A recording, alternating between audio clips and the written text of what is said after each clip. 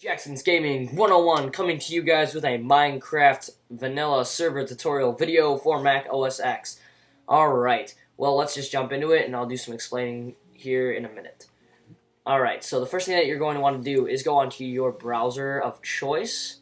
Go on to Minecraft.net, and I'll have the links in the description, by the way.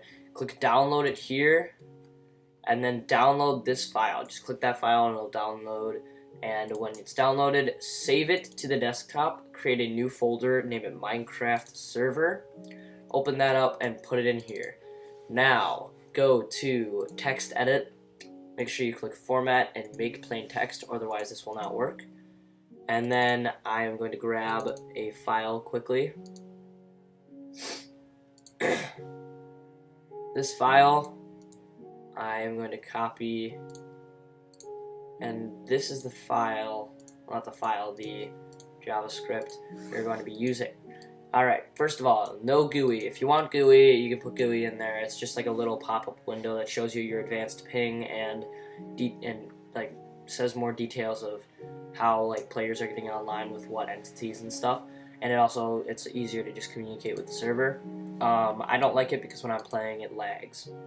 So I don't use GUI. But if you want to use GUI, just delete this and then just have it stop at this command. Alright, so now the second thing that I need to talk about is the XMS and XMX 1 gig.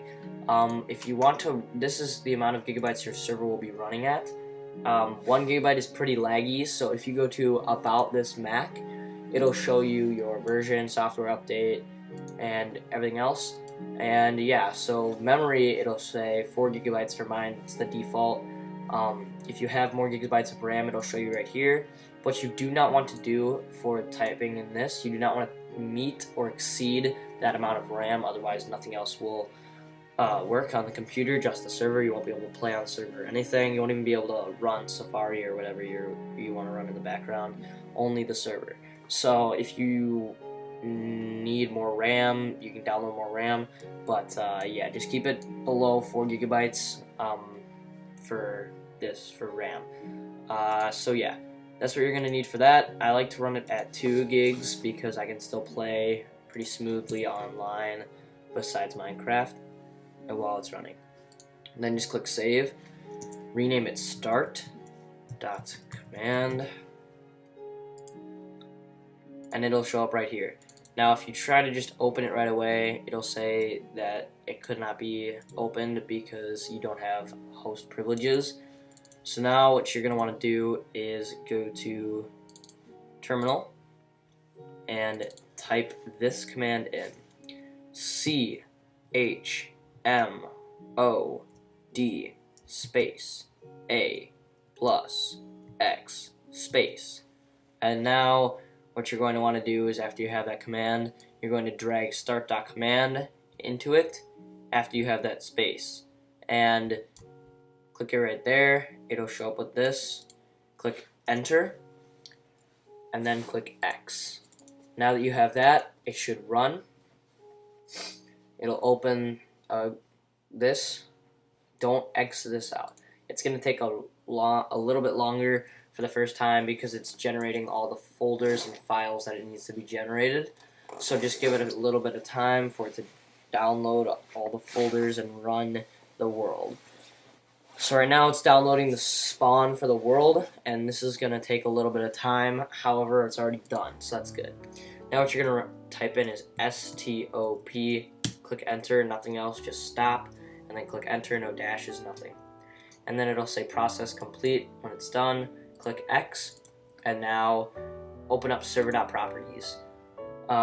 Server IP, leave this blank. You do not want to type in an IP for this because we are going to be using port map for the server. So for port map, this is what you're going to get if you do this. If you don't have any port and you do this, this is what's going to give you at first. Wait, it'll say router incompatible. and then it'll say unmapped and local port. This will be off. Nothing's going to be there actually. It'll just say router incompatible. So what you're going to want to do for that is go to Firefox or any browser and type in ipchicken.com. Go to Ipchicken, and it'll give you this. This is your remote port. This is what you are going to be using for that remote port. You can also find it on your on your modem or router. You could also find it there. So that's another place to find it. And what you're going to want to do is just click X. Make sure you remember that number. Click this little plus sign down here. Paste that local port in there. Click Add Mapping. And then hit refresh. And it will give you your server IP. If this button is green, you're good to go. And now you can run the server on that. And that is how your friends are going to connect. So that is how you run your vanilla Minecraft server for 1.7.4. I hope you guys liked this tutorial. If you did, give it a thumbs up and possibly subscribe.